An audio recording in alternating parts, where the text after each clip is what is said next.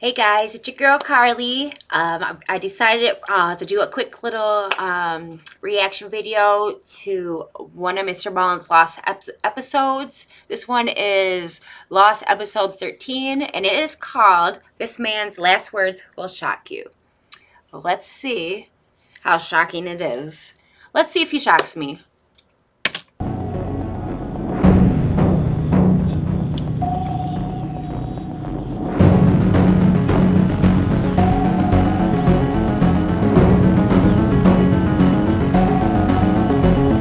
Sing, sing. Between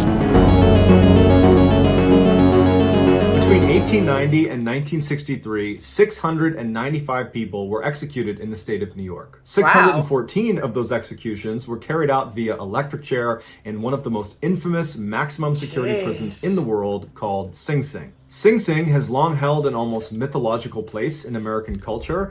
Many books have been written about the prison and many movies have been set there. Among the notorious people who were put to death there was the serial killer David Berkowitz, better known as the Son of Sam, who killed 6 people and injured another 10. The boss of the infamous Brooklyn gang called Murder Inc., which was responsible for over 20 murders.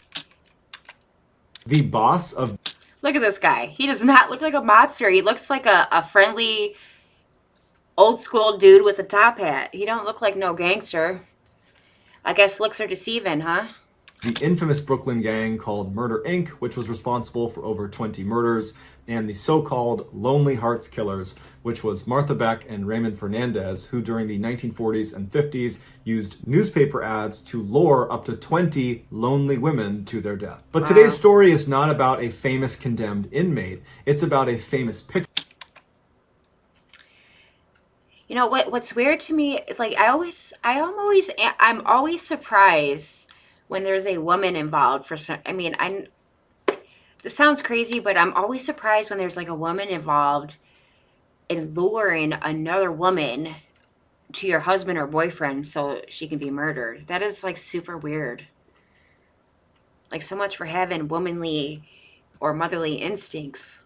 Their death. But today's story is not about a famous condemned inmate, it's about a famous picture of one. In the late 1800s, Arthur Mayhew killed a shopkeeper during a botched robbery. His accomplice turned him in order to receive a lesser sentence for himself. Wow. Convicted and condemned, Mayhew found himself awaiting execution for a year inside of the Sing Sing death house. During that time, 3 people were executed. Given the layout of the Sing Sing death house, Mayhew would not have seen these 3 executions, but he would have heard them. Radiating out from the death chamber were 6 cells known as the dance hall. This is where the next 6 people scheduled to die waited their turn. Can you imagine just sitting in your final hold-in cell listening to these people being executed, knowing one day that's going to be you?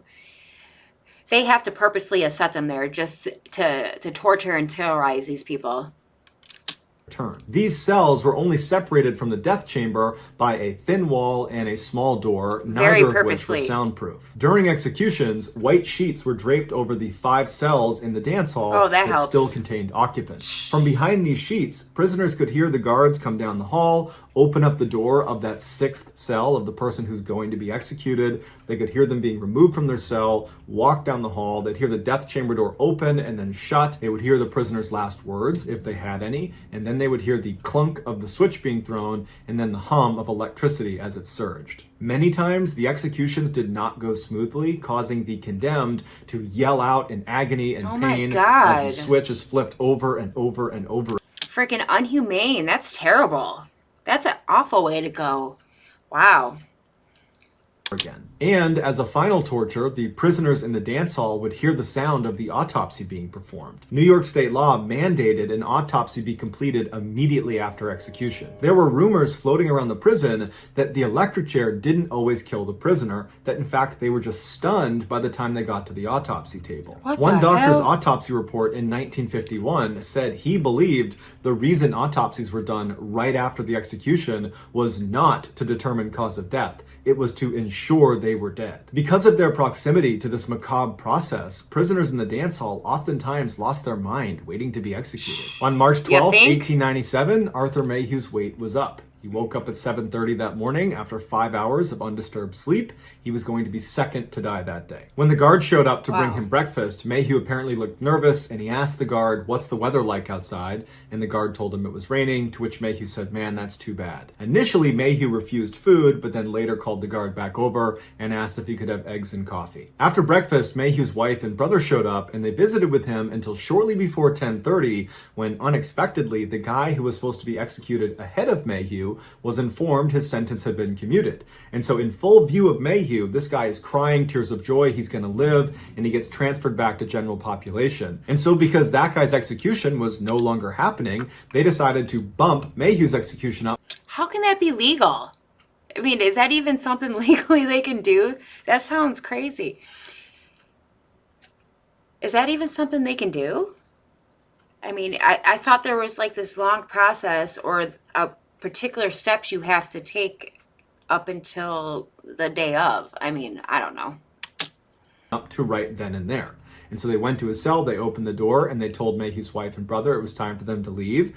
As they were walking out, Mayhew was pleading with them to believe him that he was innocent, but neither of them believed him. They knew he was guilty. The guards shut Mayhew's cell and told him he had 45 minutes left.